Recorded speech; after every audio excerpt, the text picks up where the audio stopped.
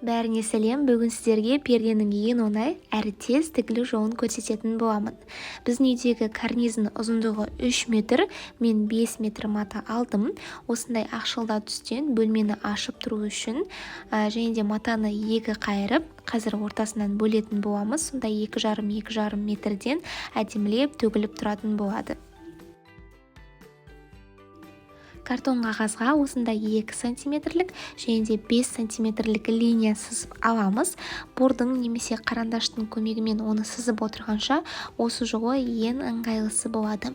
Ең алдымен пердеміздің астыңғы жағын 5 сантиметрге қайырып үтіктеп аламыз. Негізі астыңғы жағын өзіңіз қалаған сантиметрде қайырып үтіктесеңіз болады. 4 сантиметрден 10 сантиметрге дейін кез келген сантиметрде қайырып үтіктейсіздер. Мата мен потолоктың ұзындығын өлшеп алып, артық матаны қиып тастайсыздар. Мысалы, мендегі потолоктың өлшемі 2,7 метр, астына мен 5,5-тен қайыру үшін 10 сантиметр, және де үстіне қайыру үшін 1,5 сантиметр қостым. Міне осылай астыңғы жағын картонның көмегімен бірінші 5 сантиметрге қайырып үтіктейміз. Кейін тағы да осы үтіктелген матаны тағы да 5 сантиметрге қайырып толықтай үтіктеп булавканың көмегімен қадап шығамыз.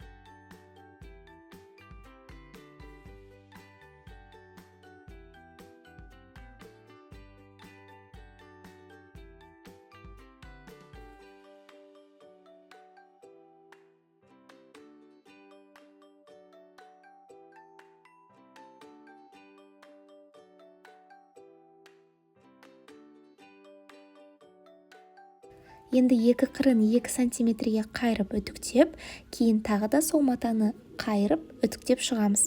Міндетті түрде булавканы қадап шығыңыздар.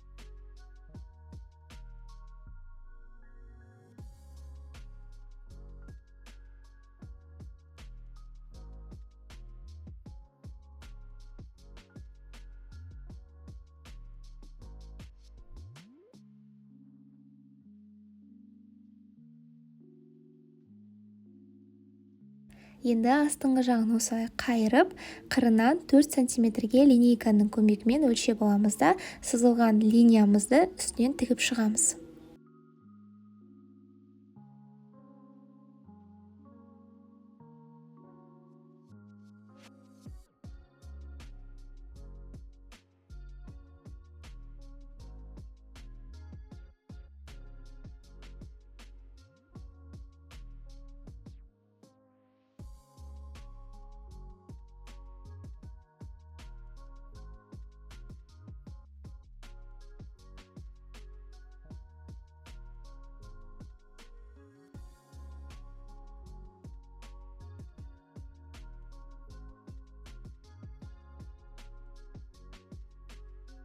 Міндетті түрде закрепка қоюды ұмытпаңыздар.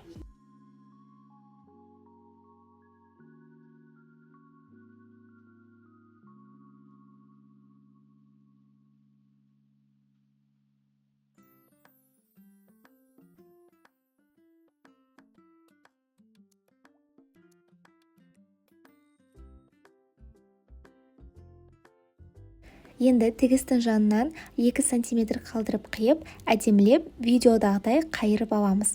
Бұрышын үшкір затпен шығарып алсаңыздар болады. Қайырғаннан кейін тігетін линияларды булавкамен қадап қоямыз. Сонда бұрышымыз әдемі, аккуратный, обработанный болады.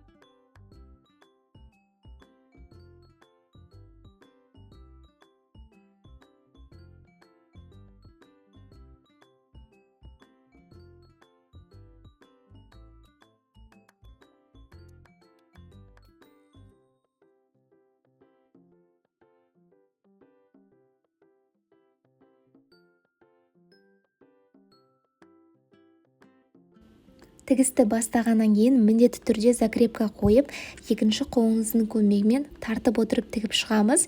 Себебі мата жиналып, складкалар пайда болады, ал тартып отырсаңыз бір қалыпты тігілетін болады.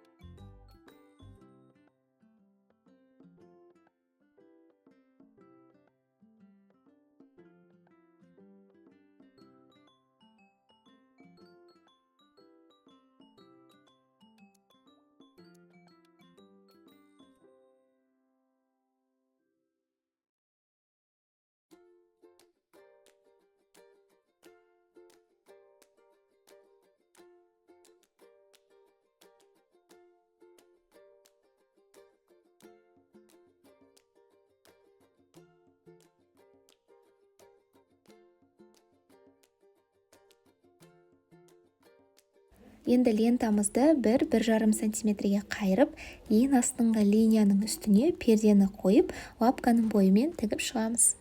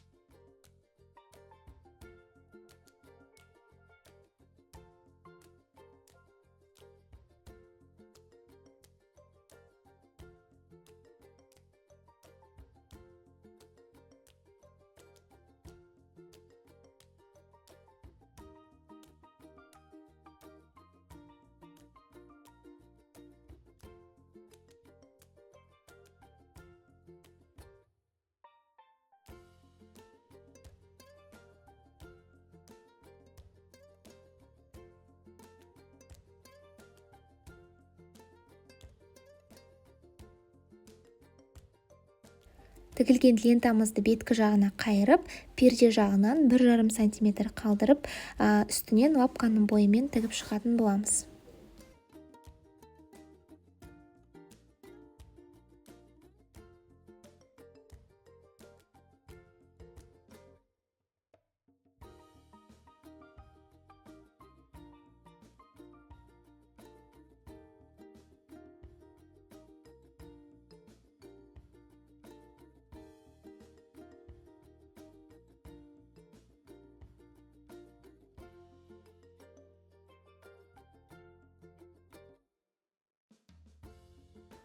Міне осымен біздің пердеміз дайын, әдемілеп үтіктеп іліп шықтым. Видео сіздерге пайдалы болса, комментарийға пікірлеріңізді жазып кетсеңіздер қуанар едім. Және видеоға лайк басып, міндетті түрде подписация батырмасын басыңыздар. Себебі көптеген пайдалы мастер-класстар салатын боламын. Рахмет!